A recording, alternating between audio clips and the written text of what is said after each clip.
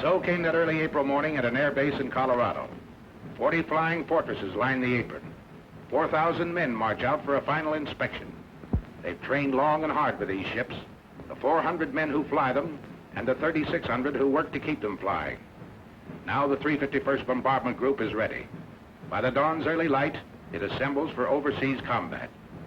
You're on your way, Joe. This is it. With his staff, Colonel William A. Hatcher, Jr. looks over his 4 squadrons. You feel the old man is proud of you. He finds no fault with you today, nor you with him. You'd fly his wing to hell and gone. Sergeant Philip J. Halls, top turret gunner from Springfield, Missouri. He feels that way. So does his pal Kenny, Sergeant Kenneth L. Halls, ball turret gunner from Perkins, Oklahoma. Related? No. They think they might have been several generations ago back in Germany, but now, just 2 guys with the same uncle, Sam. Meet their pilot, Lieutenant Theodore Argyropoulos of Redding, California. Argy's brother is in the Air Corps, too. Their dad was born in Greece. Yes, the Greeks have a word for it. Fight. Their bombardier, Lieutenant Daniel F. Stevens of Chicago. He can bat 1,000 with a Norton bomb sight. Sergeant Paul J. Posty, ball turret gunner. His dad came from Italy. Paul was formerly a pastry cook. He's got 1 brother in the Navy. Another, a Marine, missing in action. Here's Sergeant Tim Tutchin, tail gunner from Mariana Lake, New Mexico. On the reservation, they named him Aki. That means boy in Navajo. Uncle Sam's boy, too. A few last-minute instructions, and we're off. The compass points northeast. Take another look down there. That's your part of the earth. Out of that desert, those mountains, those fields has grown the American way of life. What you're fighting for. You remember the Colonel's quiet words? Men, the enemy has asked for it. Let him have it. Seek no quarter, nor give any beyond reason. Be firm, be just, and Godspeed you all. 8.5 hours out of Newfoundland, another sunrise. It's rising out of the red of battle, this sun. But 40 more B-17s, 3 minutes apart, have roared across the Atlantic night. The Irish coast looks up to say, top of the morning. And a lake in the Ulster Highlands gives the navigator a checkpoint. Off the Scottish coast, Dernya Craig is a signal for right rudder south, across the English Midlands. Pilots are impatient with the lack of sleep. Head up, boy. Pour on the coal. Let's get there.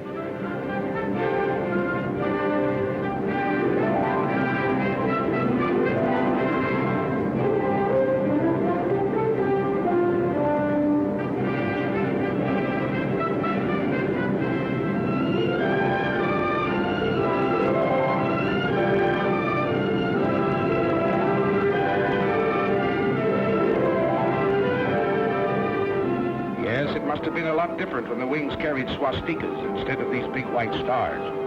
Don't worry, folks. We're dropping nothing today, just our hats in the ring. Hello, Missy. We brought something for you and Brother. Chewing gum and chocolate bars. And there's a crate of oranges in the ball turret. Ah, there, Grandpa. We'll be seeing you for a glass of that. And there's the base. 400 acres of dispersal areas. The RAF is on hand to welcome us. Set her down, Colonel. Set her down.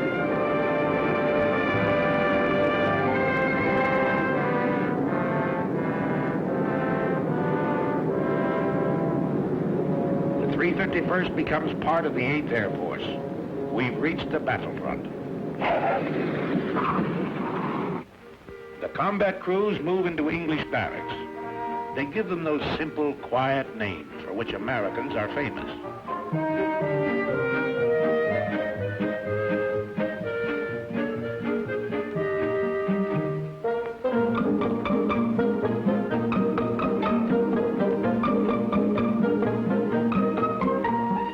Later, the ground crews arrive. Hiya, Gus. Great boat trip, huh? Only 7 days and without any escort, too, See any submarines? Oh, 100 of them, huh? Well, I guess you ought to know, Gus. They tell me you was hanging over the rail all the way. Next day, big doings. Class A uniform. Shine those buttons. His Royal Highness, the Duke of Gloucester, brother to the King of England, drops in and is greeted by the old man. What's up? Sergeant Major says the RAF is handing over the field to us.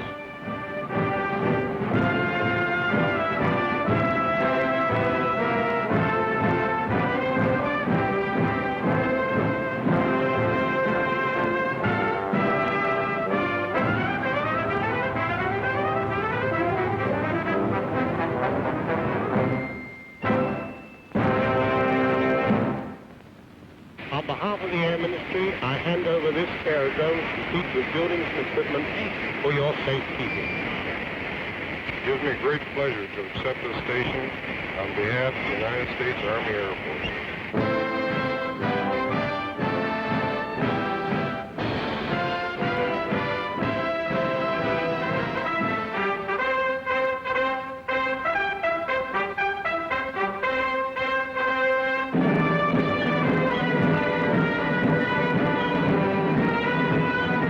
Okay, RAF.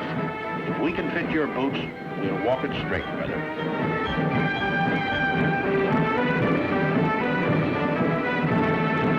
Another surprise visitor. General Arnold himself doing a world inspection flight. He tells you you've got a tough assignment. This is one head man who knows and doesn't kid you. We have the privilege to meet General Aker, Commanding General, 8th Air Force. All right, thank you, sir. Yeah, glad to see you. How are you coming to this camera training film of yours? Well, it's a little early to tell yet, sir, but we're turning a camera on everything and everybody. Well, I know what General Arnold had in mind in having you make this gunnery picture. Captain Gable, our gunners are already the best in the business. But if they were only 10% better, it'd cost the Germans another 100 fighters a month. So fire away, gunners. Plenty more practice before that first mission. His sleeve is a forked wood. Track him. If you don't, he might get you, and you might have to bail out. Over the channel, perhaps. But if you do, a Spitfire of the Air Sea Rescue Service is bound to spot you. A stubborn, tough gang, this outfit. They'll go after you any time, any place. They picked up men 3 miles off the French coast with Heine defense batteries screaming, "No, you don't." Their answer is always, "Sorry, old boy, we will."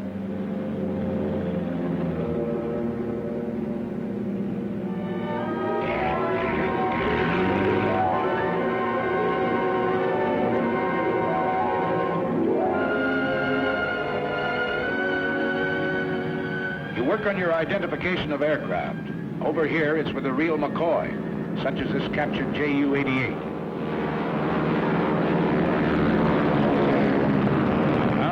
There it is. Everything up forward, punched under the nose. But the Canadian pilot says it's a sweet flying ship. Yes, sir. A dangerous all-purpose aircraft. Or the Heinkel 111K. He's a bad hombre, but he makes good airplanes, gentlemen.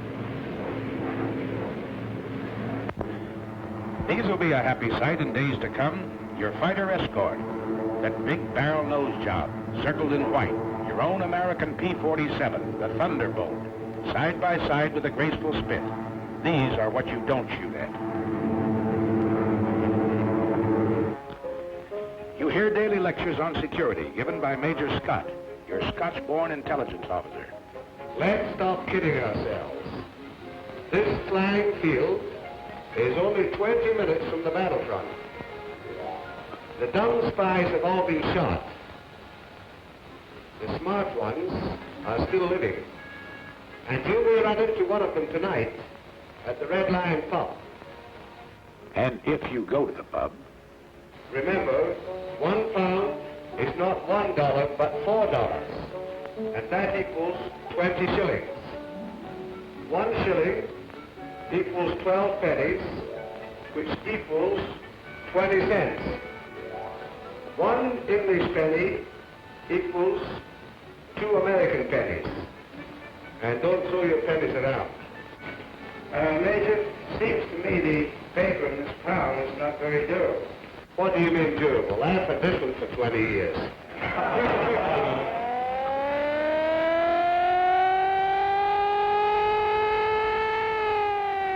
What is it, Fred? What is it? One of those bitter lessons you learn in training. Flying close formation in rough air at low altitude is no good, gentlemen. Save that for high altitude, when you're headed for the target.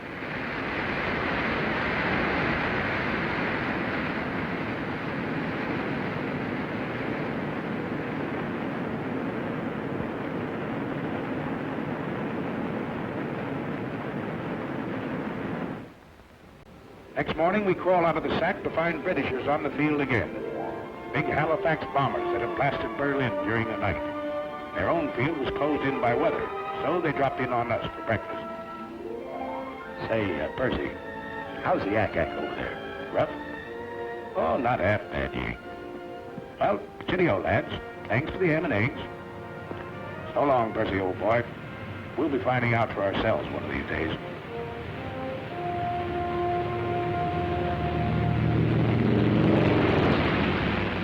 That day arrives. The order comes over the teletype. The communications clerk carries it to Colonel Milton, operations officer. To Colonel Burns, deputy commander. The old man is on the phone. Then in the briefing room. I'm summarizing. Remember your route in to this DR point where you go northeast to avoid this black area. P-47s will escort you to about this point on the way in, and Spit 9s will meet you about here on the way out and escort you all the way home. And now the weather officer. Weather's plenty important. You'll probably have to go over and above the altitude that you're scheduled to fly, 23,000 feet.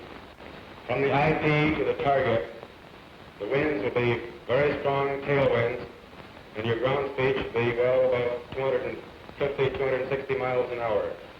The visibility is good everywhere east of that cold front, and the temperature at the target should be comparatively warm, minus 25 degrees centigrade.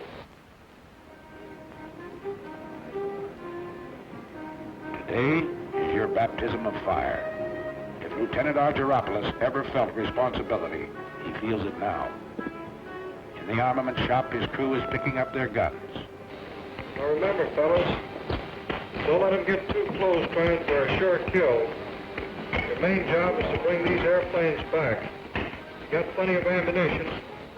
Keep them out there at long range. Oh, we know. They've given you an easy hop. Only 3.5 hours in and out. What they call a milk run. But you'll remember this first mission. You don't admit it now. You wouldn't show it for the world. But later you find out everybody else felt the same way you did. Flash order from Wing headquarters. Wing wants 3 more ships added to the high group. 3 more bomb bays have to be loaded. Got to step on it. Positions in the formation change.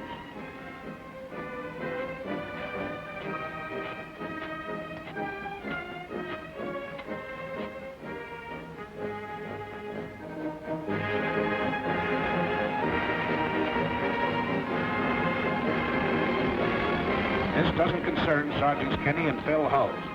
Gunners think only of smooth-working guns and plenty of ammunition. Ammunition's cheap. 6 cents worth of .50 caliber wanged into the cockpit of a Messerschmitt. That's what will bring you home.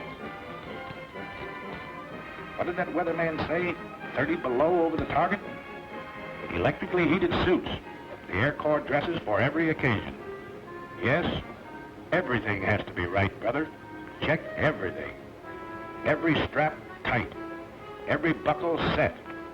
Everything understood. You get into your flak suit. Mighty heavy material, but it wears well, the man says. A thermos of hot coffee. The joker who brings it says it'll help keep you awake. Art straps on his throat mic. Over this intercom system, he'll be able to talk to every man in the ship. And they can talk to him. They'll be talking for keeps today.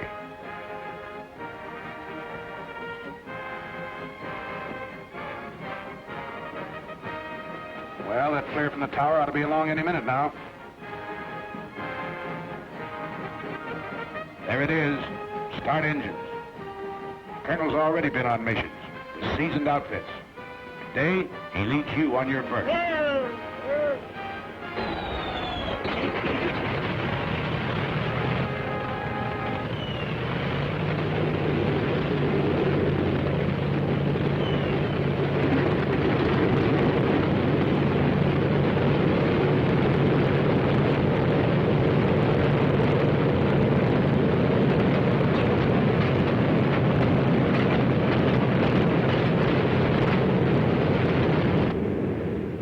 Second flare.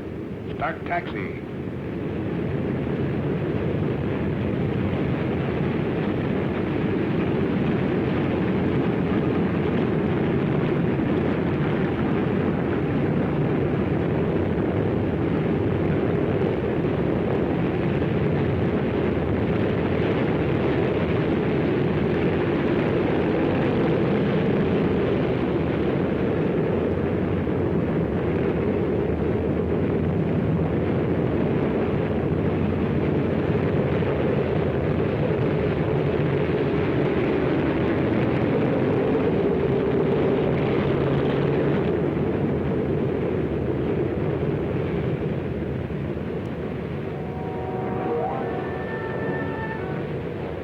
Punch wing to wing at the start of the runway. Easy now, slow. You'll cut somebody's tail off. Rev her up, but ride those brakes hard, Fred. Roger. You keep your eye on the tower.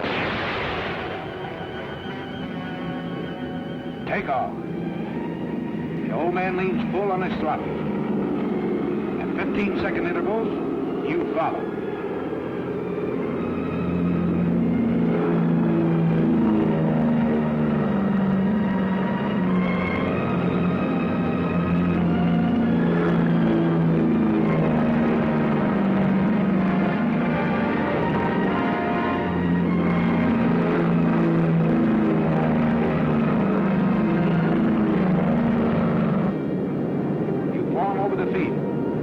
You're on your way.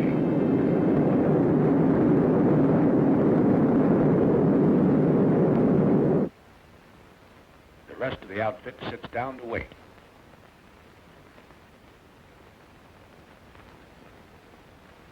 Go ahead, Mike.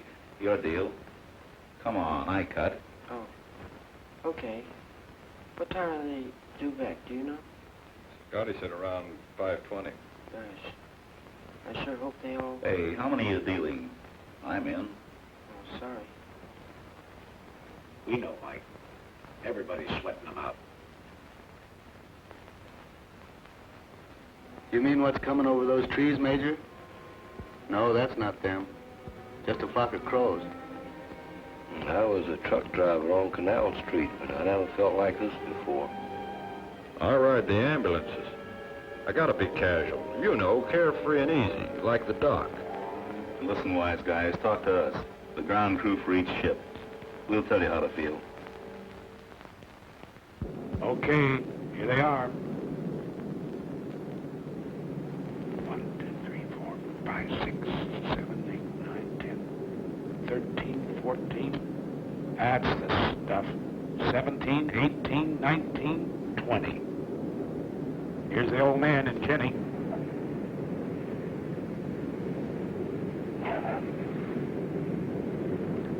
Yeah, that's your ship, Corporal. You can uncross those fingers now. 627. That's Joe Frischholz. A little hot, Joe, but you're a hot pilot.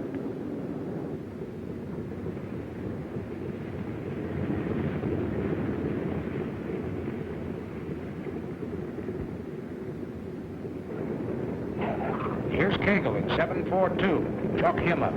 Here's old Zip in 879. He's got number 4 prop feather, too. Here's 953 with number 2 out.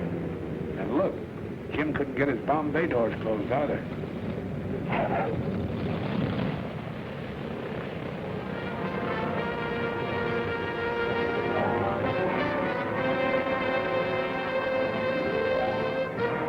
Oh, the old OK sign, huh, Sergeant? Must have laid him right on the nose. Yep. Oldie says he saw him land right on the MPI. Nice bombing, Steve. That's from me, Pete Provenzali, your navigator. Okay, Phil, chalk up number 1. Nice driving, Captain Arch. You sure know your evasive action. Uh-oh, Harry caught something. A 20 millimeter right across his radio. Arch looks at a hole in the horizontal stabilizer. Nothing at all. Hi, Pete. Come on, let's stow these guns and get to interrogation. Yeah, you're feeling pretty cocky. Nobody blamed you. It's great to get that first one over with. But this one was pretty easy, remember? You got a lot more to go. Longer ones, tougher ones. Take it easy, boys. Take it easy. Back from the raid comes Major Louis Nowak, Group Surgeon. Doc flew this first mission to study the physical reactions of men in combat. He didn't have to go, but that's the kind of a doc he is. And today, on the walls of the officers' mess, begins the chronological record of the group's success. Courtrai, a German fighter base in Belgium. Annie doesn't live there anymore. In the meantime, we find Kenny and Phil cleaning their guns in front of the armament shop. Hello, Captain. Hello, fellas. Well, how was it? You know, Captain, I don't think those Germans like us. Are you ready to go again? Sure. Got to get this thing over.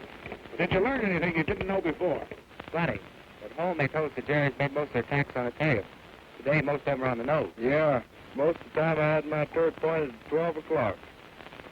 I must have fired 1,000 rounds. Let's go all these guns, Ken. All set? Yes, check those guns. You had plenty more use for them the next 2 weeks.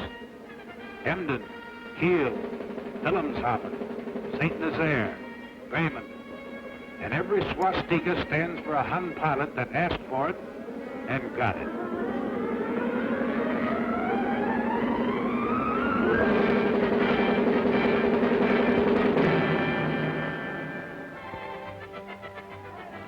Came days when enemy targets were hidden by weather. So the more energetic of you found relaxation in peaceful combat. While the more studious men discussed tactical charts and maps, or something. Could you give me a pound again? But the more cultured of the group, like Kenny and Phil, went into the nearby villages to visit the quaint old cathedrals, churches and shops in the English countryside surrounding us. Or on days when they were confined near the base, the old cathedrals and shops would come out to see them.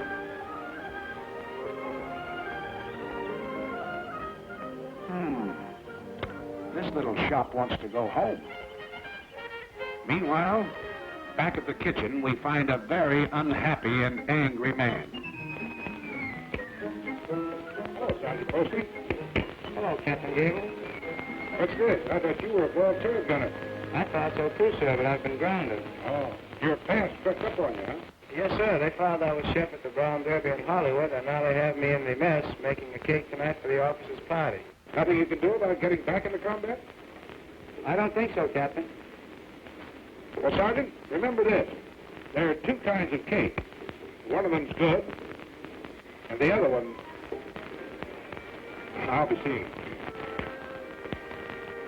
But gals or parties, you're still fighting a war. And you're getting mighty good at it. Nobody knows it better than the sucker who started it, little Adolf. Well, Sergeant Posting, back into combat, huh? Yes, sir. How'd you manage it? Well, sir, you know what you said. There are 2 kinds of cake. So Poste's back in the air with you. You're blowing factories and power plants 1,000 feet in the air. Okay, how about you, Winchester? Well, I have a little excitement. What happened? I have a little present here for you. What's that, black? Came in the side of the radio room and hit the buckle on my parachute down on the floor. Who wrote this claim? Phil. What time was that? It was about $1,600. $1,600. Where'd it happen? You know, that's what it Yeah, it's right here, just east of us. East of Austin. That's right. Who'll confirm that? I saw it. I confirmed it. After he fired it, came down and passed underneath their left wing and exploded right underneath it. Nobody bailed out. And when you hand out punishment like this, you've got to take some, too. The day you got back from over Villacoublay, just outside of Paris, was plenty rugged. Signal flares. That means wounded aboard. What's tough about it was, you had to bring your bombs back. You couldn't drop them. When you reached the target, you found it closed over by weather. That's an order when you're flying over France. No indiscriminate bombing. Just German installations.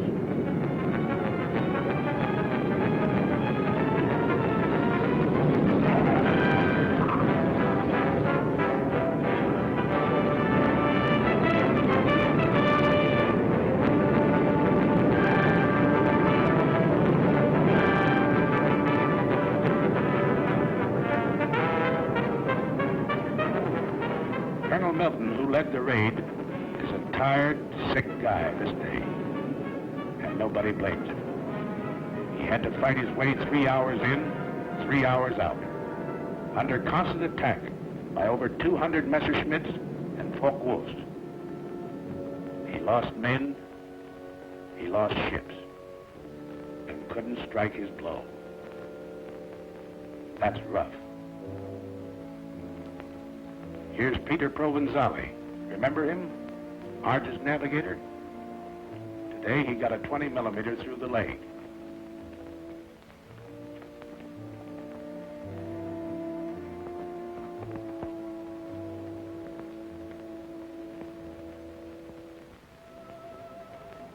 Control cable shot in two, but some wounded gunner wouldn't quit. He tied them together.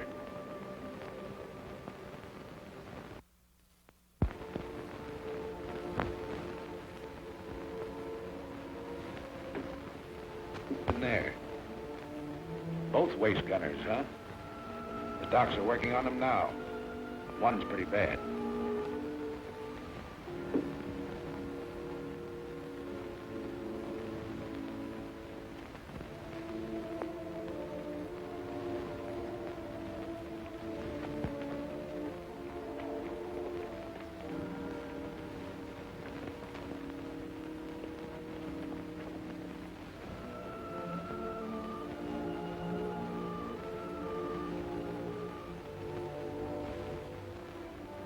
Easy now, you guys. It's Bob Wallace, co-pilot. He slammed one through the cockpit, tore into Wally below his knee.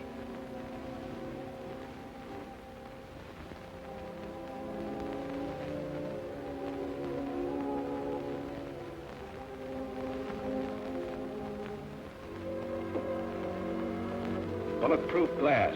Well, Sergeant, guess you live right.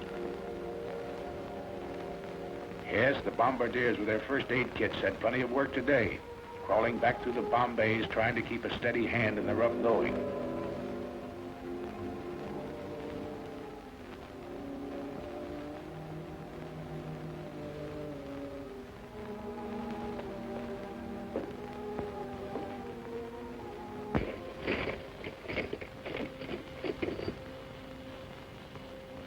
Many of your pals left you that day.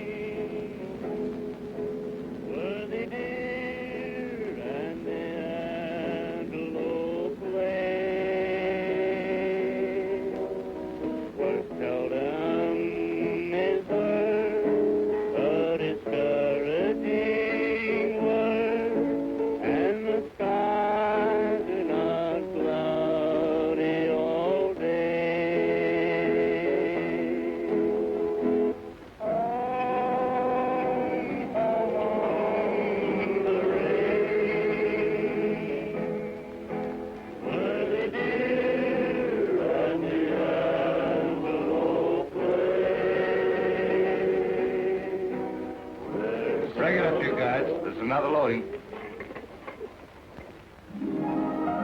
But if you happen to catch one in the wrong place, they've got a pretty nice repair shop. Ever see a sergeant flip a tulip in a lieutenant's face? Well, you just did.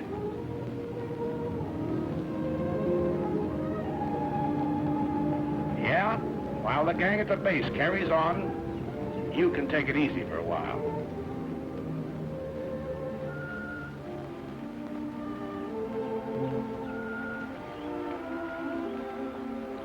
How they fighting, Sarge?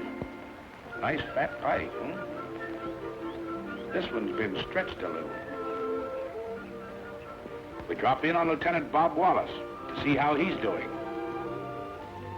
How are you feeling? Great, I'll be out of here in a couple of weeks. Oh, Miss O'Neill, it's Captain Gable. How do you do, Captain Gable? How do you do, Miss O'Neill? Wally, I never got a chance to ask you. Tell me just what happened when you got hit. Well, we'd left the target and we were on our way home. We got to the coast and we had our guns stowed away. A couple of FWs snuck up on us and gave us a good burst. Oh, I see. You had your guns stowed away, huh? That's right. That's a little early, wasn't it? It certainly was. It's not a very good idea to relax over here until you get back to your own base. Is that right? That's right. Well, go ahead. Then what happened? Well, after I got hit, I climbed down out of the pilot's compartment and got the top turret gunner to help me down into Bombay. He gave me some first aid, put the tourniquet on my leg, and took a good job of it. Well, that's fine. I guess you think it's a good idea for these combat crews to have first aid training then, is that right? I sure do. Yeah. So, Wally, what do you think of the B-17s? Your instruments, your guns, and all the rest of the equipment they're giving you to fight this war with? It's the best equipment in the world. That's good. Say, I hear you got your Purple Heart, too. Yes, Colonel Kendall was in the other day and gave it to me. I was more nervous than when those FWs were diving on us. Well, outside of that, are they treating you all right around here? Did you hear that, Miss O'Neill? Wally's doing okay. Back at the base, they repair your ships, too. The busiest legs in the outfit belong to Major Ace Aikens, the S-4. This airplane's got to fly in the morning. It's going to be ready? Well, Major, I don't know, sir. Well, let's have no ceremony. Let's get the fans turning. Keep the fans turning. The slogan of the ground crew. They work hard, these boys. They work 90 hours straight without sleep. But your ship is their baby, and she's got to fly. And if you need to repair a few thoughts, Sunday's always a nice day for it, if there's no raid scheduled.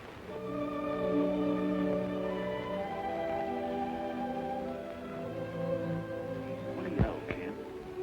This church was built 900 years ago.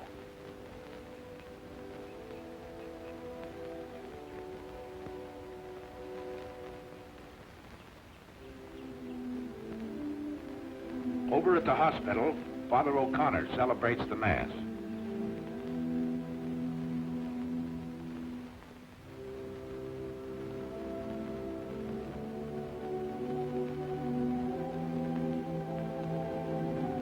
The boys receive Holy Communion. Here's Pete Provenzali. He's leaving the hospital tomorrow.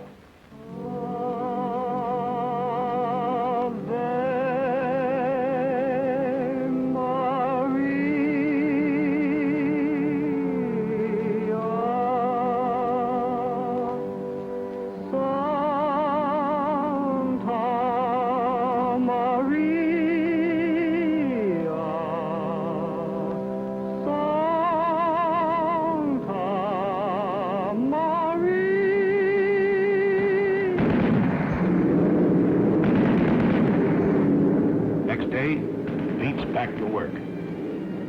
The outfit's back to work. The 351st is still flying, Adolf.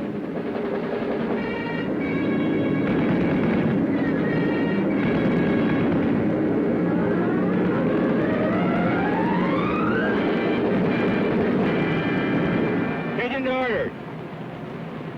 General Order number 93. Headquarters 8th Bomber Command. 11th July, 1943. You can't get out of it, you know. They pin medals on you for this sort of work. It's not so much a thrill for you. It's a big kick it will hand the folks back home. The Silver Star, the Distinguished Flying Cross, the Soldier's Medal. Dad and Ma and that certain girl. He'll cut out the clippings and drive the neighbors nuts. Bombardier Stevens, the DFC, because he's been batting 1,000 over Germany. And one to Pilot Peters. He had to ditch in the channel, but his coolness and courage saved his crew. Bill Hulls gets 2 clusters on his Air Medal for straight shooting. The DFC to Tim Tutchin. A Focke-Wulf and a mountain lion? No difference, he says. The control wires were shot in 2. So the DFC to Sergeant Del Conte, who tied them together. His hands punctured with flak. A Silver Star finds itself next to Provenzali's Purple Heart. He refused first aid till the Jerry fighters quit and stuck to his gun. The day the group led the wing over Schweinfurt, Colonel Hatcher was air commander. To him, the Silver Star. And the DFC to Kenny Hulls. Colonel Gross is smiling because Kenneth was having a Coke in the PX when his name was called. Are you forgetting your 5 confirmed Jerry, Sergeant? We're not. And they don't forget you when you're a little battle-weary and need a rest. At a very gay seaside community, a world-famous resort hotel has been converted for your pleasure by the Red Cross. A great place here. Sleep, eat, or what have you. Hey!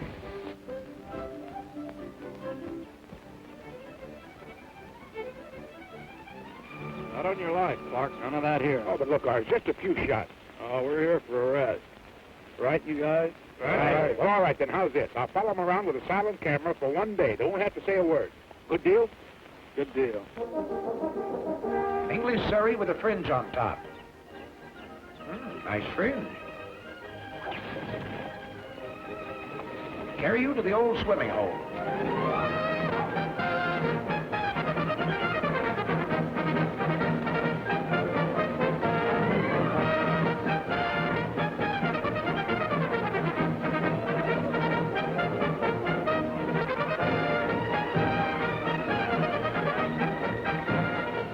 Let down your flaps and slide in.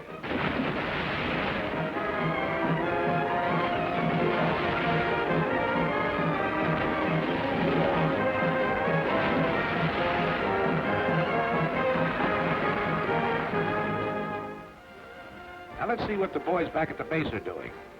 Why, they're getting a few laughs, too. We'll let the man who's handing them out tell you about it. Hello, everybody. This is Bob somewhere in good old Jolly Hope, laying a few eggs for the boys that really know how to lay them. Yes, sir, this is one of the happier cow pastures that we worked in over there in England. And look who's dancing. You know, I used to dance with Fred Astaire when we couldn't get girls. And right here you see Jack Pepper, who's here through the courtesy of his draft board. His picture's a little dark, I understand, but after we were there a couple of weeks, we got a little braver and we started to work with the lights on. This is really a great, great crowd out there tonight. And I understand Rhett Butler is on the fringe of the crowd. They tell me that they stopped him from flying in those B-17s. They claimed his ears held the plane back. Nice little scene. Shows Pepper trying to get his expense money. Look at that mob. You should have heard him cheer when Francis Langford walked out and when Tony Romano played the guitar. Yes, sir, you'll never know how this bunch of boys picked up our morale. And again, the weather breaks over the continent, and the handwriting on the wall spreads your story. You're into the 3rd panel now. You've been out 8 days in a row and done a doubleheader over France on the 9th. This man's Air Force is piling it on. 2 combat wings have been added. 2 air divisions formed. So you're not very surprised when General Aker comes that day. Something big is up. He goes into the briefing room to confer with the old man and his staff.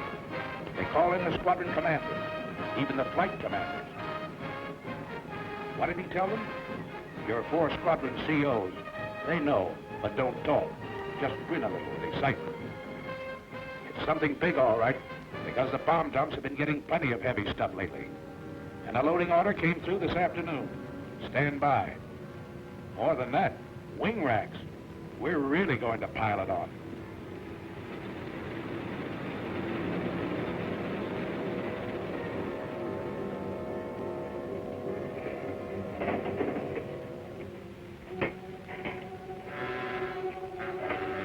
That night, As always, when you know a real dilly is coming up, you're a little restless. Out in the dispersals, you hear them winding up those engines.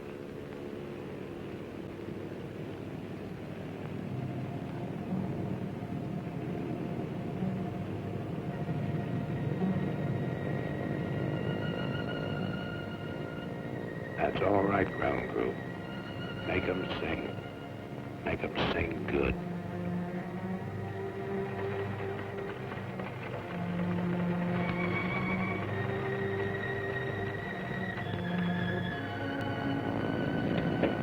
All right, you guys.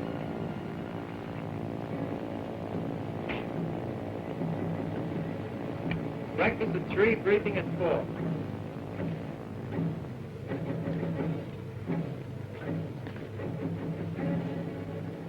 Okay, man.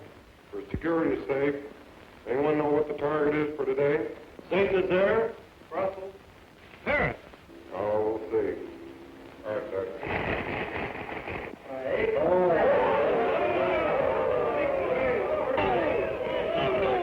Sprechen Sie Deutsch? This was the longest penetration for this group. We've got an A+ target over here. We've got to get it today. Okay, gentlemen. Stations are at 5:05. Start engines 6:05. Taxi at 6:15. Takeoff 6:30. Got it? That's all. Okay, man. Let's go get this target, and then we'll take the jab.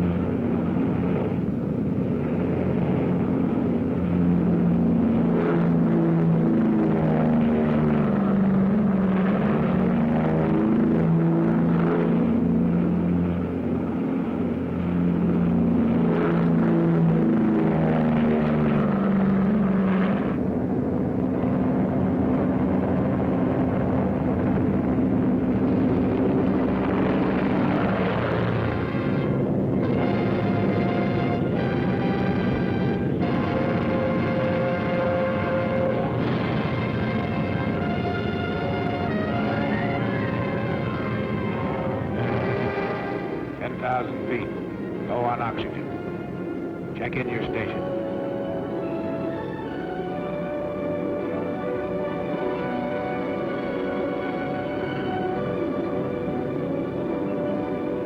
At the designated splicer point, still over friendly territory, you rendezvous with other groups. Your combat wing banks into position. Then wing after wing, as far as the eye can believe, the attack forms. It heads for its assigned targets 500 miles away. Up until this moment, your fighter escort is still on the ground, guarding its limited fuel capacity. Now flight control gives a signal to the Thunderbolts. They climb upstairs to overtake you.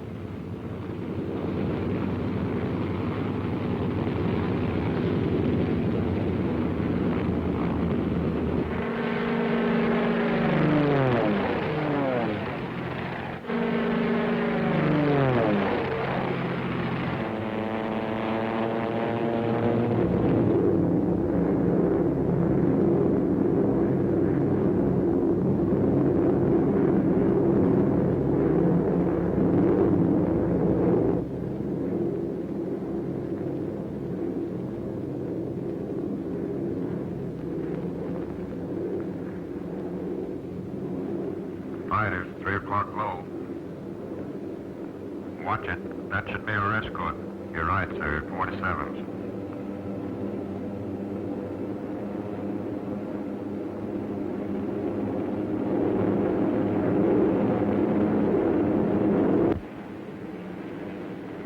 Pilot to crew.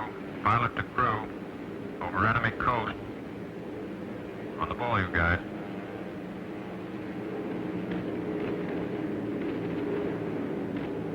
Hey, get a load of that flag. Can't they throw it any higher than that? Where do you want to have it? In the bomb bay? Why don't you lean out and smell it? That's right, you guys. Laugh it off. Right now, a bum joke goes better than 2 fingers of rye. Around 3 hours out, Arge looks at his watch. He knows it's time for the fighter escort to turn back. From all over the ship, you watch them leave. You're really on the ball now, because you know that enemy fighters will appear any minute. They know exactly where you are. They've been watching the stratosphere condense off your wingtips, giving you away in long trails of magnificent treachery.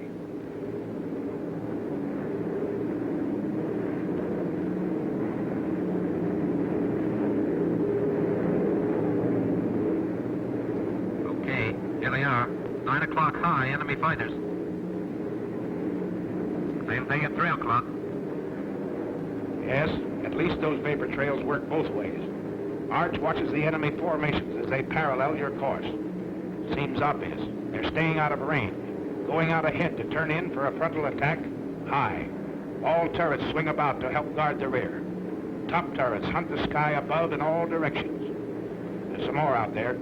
Keep your eyes peeled. Now it comes.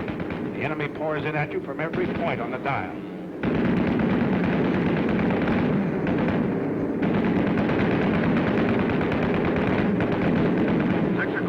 Level. 2 more. 5. Watch it.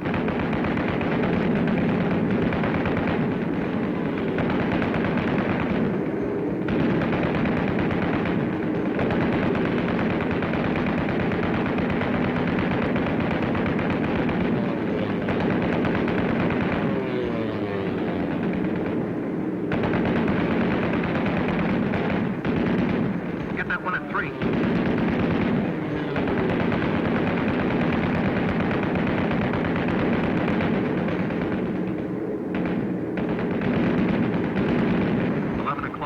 High.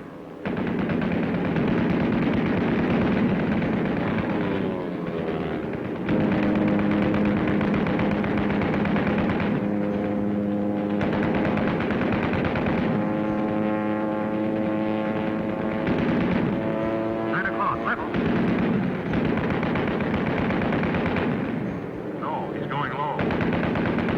Here he comes up.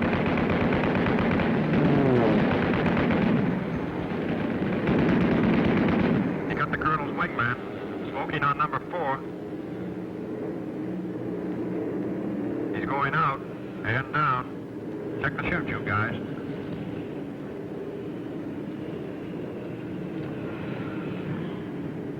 One chute out of the tail. 2 out of the waist. There go the 2 boys out of the nose. That's 2 more. Pilot to tail. Pilot to tail. Let me know how they're doing back there. Roger. Fighter, 6 o'clock. Coming through.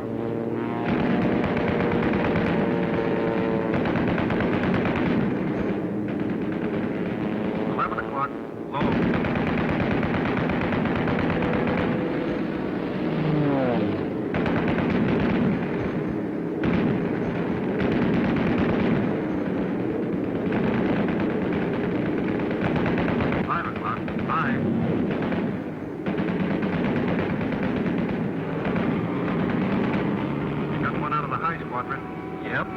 No chance there.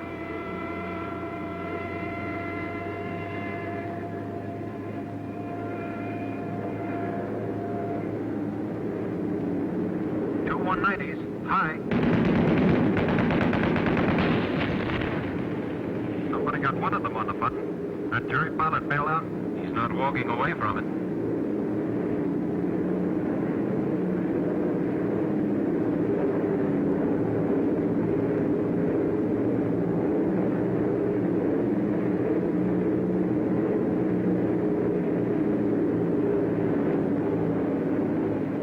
Still they barrel in at you. A little short on heart, plenty long on guts, this enemy.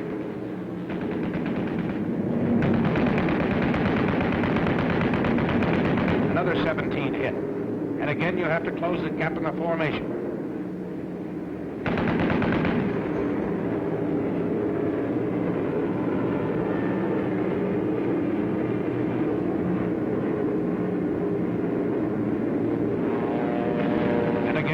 in they come. 12 o'clock high, 4 o'clock level, out of the sun, and up from the ground.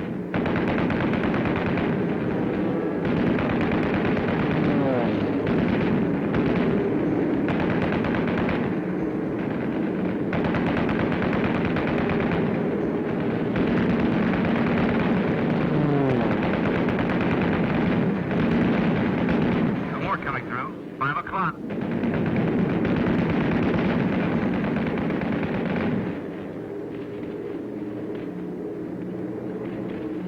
You're crossing another flak area. It's heavier this time, so black and thick you can almost hear it, and it's more effective.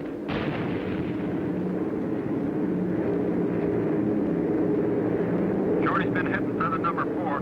Cover them all you can, everybody.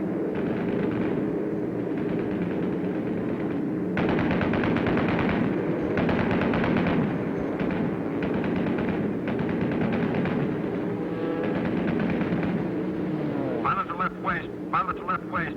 There's another one working Shorty over. Can you help him? No can do, sir. Out of range.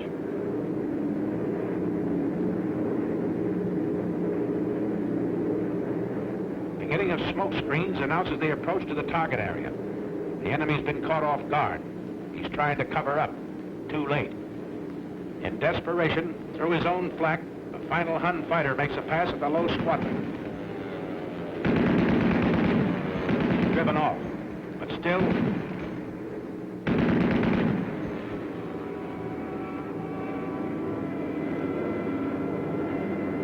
Did a fighter or a flak get that ship? Flank, I think.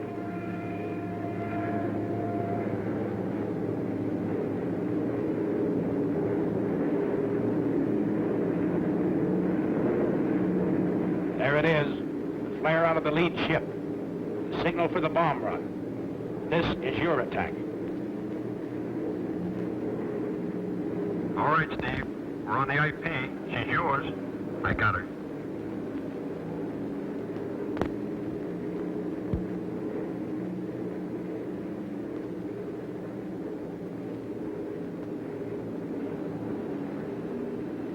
Bombay doors open.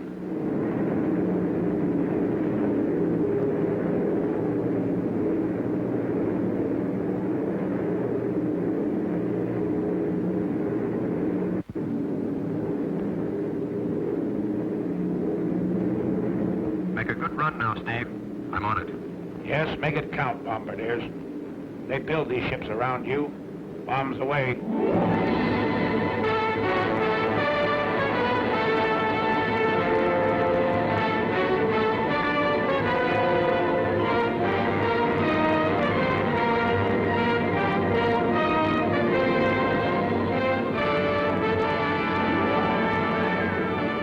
The lead group picks out its MPI in the dock area.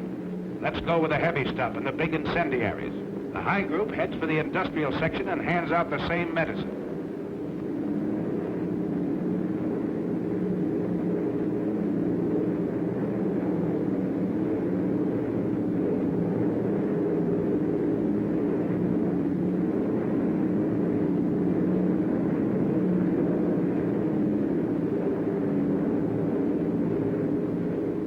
The low group turns for the adjacent airdrome. It blasts the field, the hangars, and repair shops with hundreds of deadly anti-personnel bombs.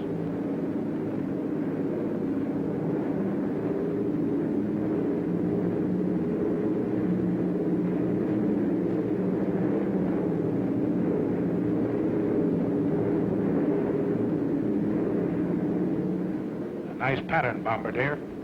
Good deal.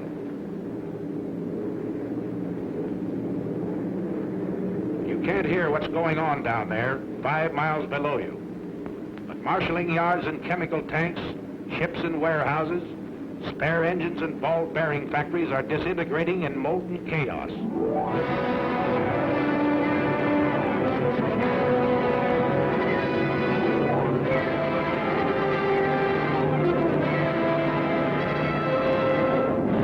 It's thunder out of the Alleghenies, Adolf. You said Americans were soft and decadent? Well, here's a red, white, and blue headache that'll help you change your mind.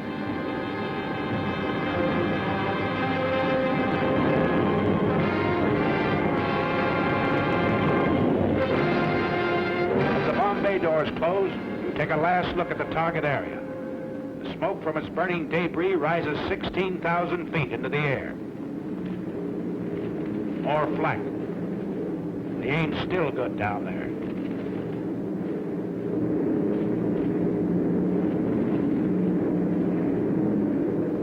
How about this trip home? Is it going to be rough? Pilot to crew. Pilot to crew.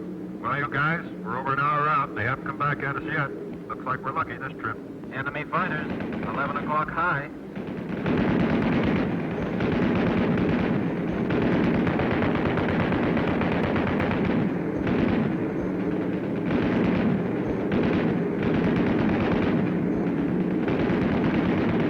Another 1 o'clock high.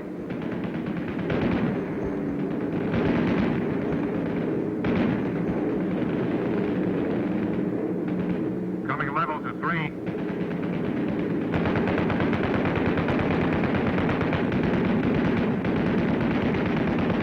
W's, 8 o'clock high. They don't want it.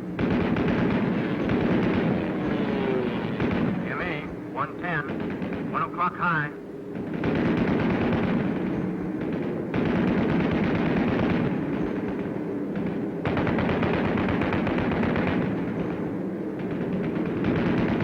ME at 2 o'clock.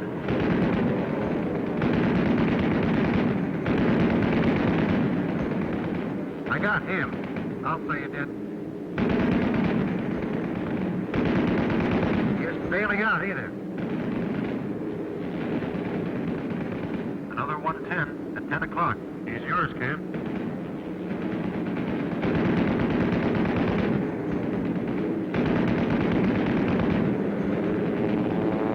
There he goes. Here's my pigeon. Gestapo commanders throw their pilots into formation with suicide orders.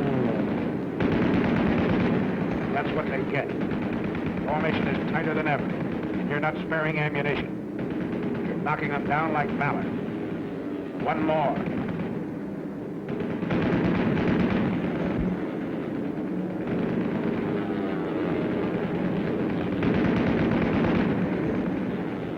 And another.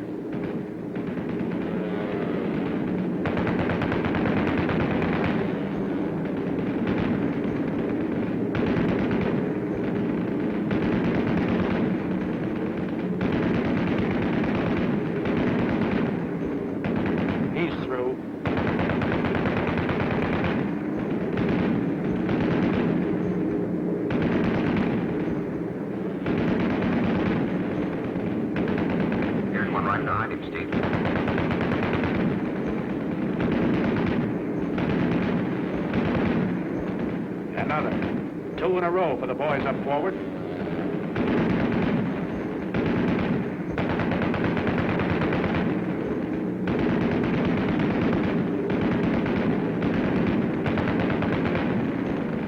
That's mine. You see him, kid? Sure do. I'll confirm him all right.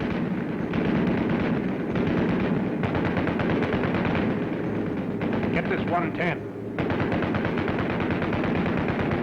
Pull her up, Bart. Pull her up.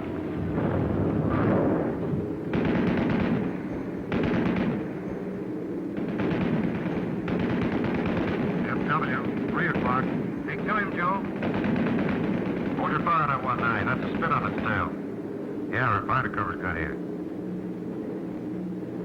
Ah, poor spit. Gee! I tail it, Derry. It's all for today, pal. Look at that spit. Ride him down. Oh, you sweetheart.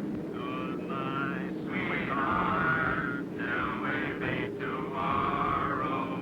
Good night, sweetheart. Sleep will banish sorrow.